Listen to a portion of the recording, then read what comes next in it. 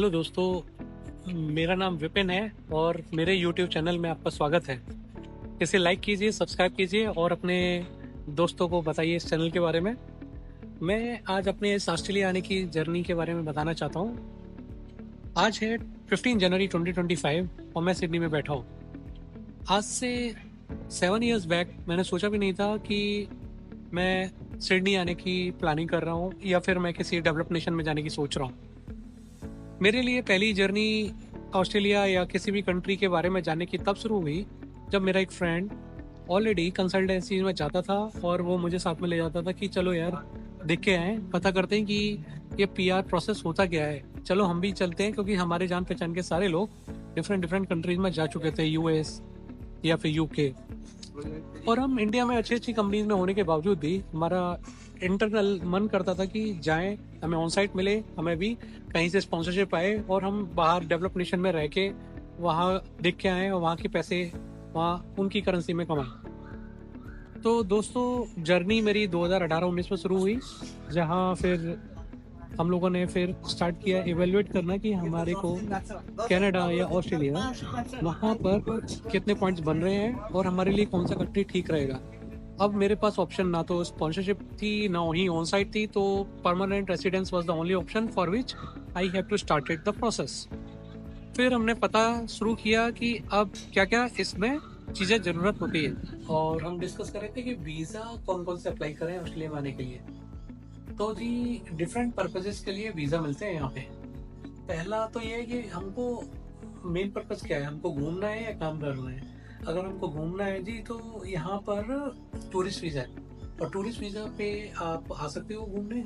Passport आपके पास valid होना चाहिए, और टूरिस्ट वीज़ा या तो खुद अप्लाई कर सकते हो, बहुत इजी है। और आपने एक एप्लीकेशन फिल करनी है, आपको कुछ सेट ऑफ डॉक्यूमेंट्स अप्लाई करने हैं, और फिर आपको वीज़ा वो ग्रांट हो जाएगा। इट डिपेंड्स कितने महीने के लिए, क्या ड्यूरेशन के लिए मिला है, based upon your reason, and they will grant you a visa. आप आके उस पर्पस को फुलफिल करके घूम के जा सकते हैं इंडिया वापस।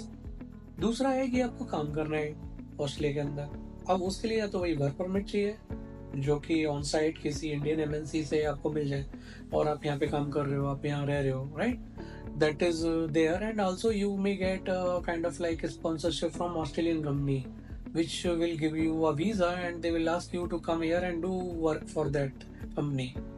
Third is कि आप यहाँ पे परमानेंट रेसिडेंसी लेके आओ और यहाँ पे एज अ रेसिडेंट रहो, and then you can do the job. उसमें कि आपको 5 साल का जनरली एक वीज़ा मिलेगा, उसमें आप जॉब कर सकते हैं।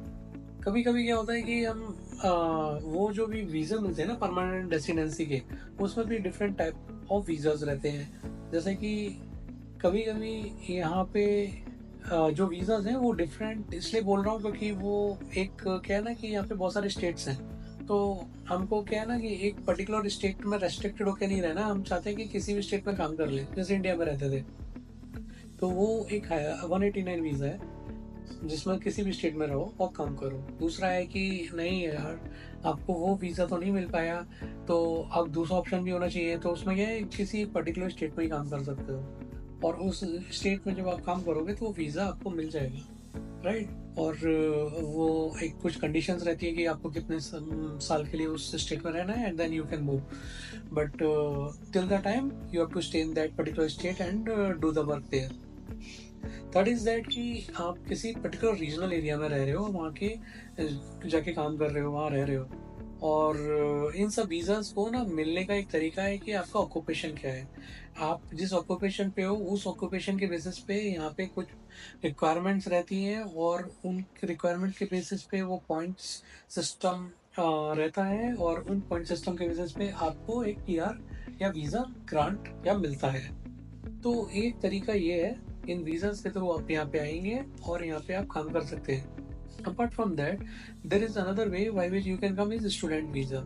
स्टूडेंट वीज़ा के थ्रू आप आते हो, उस पे आपको पार्ट टाइम जॉब्स करने को मिलती हैं। फुल टाइम जॉब्स जनरली जो प्रेफर्ड करते हैं कि जिनके पास पीआर परमानेंट रेसिडेंसी वीज़ा हो, और फिर और उनके डिपेंडेंट जो होते हैं ना, जो स्टूडेंट वीज़ा पे आए हैं, उनके स्पाउसेस, वो लोग भी काम कर सकते हैं यहाँ पे आके। तो दैट इज़ अनदर वे।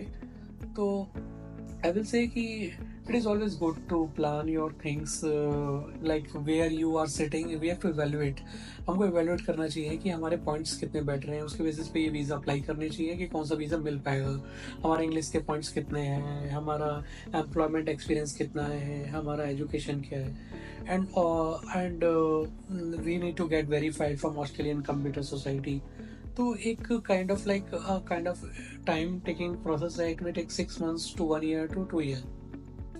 मैं इस पीआर प्रोसेस को भी किसी ब्लॉग में डिटेल में समझाता हूँ, और एक पीटी एग्ज़ाम जो इंग्लिश का एग्ज़ाम है उसको भी आपको अगर देना है तो उसके भी किस तरीके से उसको लोग प्रिपेयर करते हैं, उसको what is exactly that exam about, कैसे क्या क्या उसमें डिफरेंट सेक्शंस होते हैं, कितने पॉइंट्स चाहिए, और उसको क्लियर करने के बाद क्या होता है, कितने पॉइंट्स मिलते हैं और किस लिए चाहिए होते हैं, वो मैं सब डिटेल में बताता हूँ. तो बने रहिए मेरे साथ. मैं आगे और भी ब्लॉग पब्लिश करने वाला हूँ. आप मेरे चैनल को सब्सक्राइब कर लीजिए और लाइक कर लीजिए और रिकमेंड भी कीजिए अपने दोस्तों को, और बने रहिए. तब तक के लिए शुक्रिया, धन्यवाद, और मिलते हैं नेक्स्ट ब्लॉग में. Thank you guys, bye.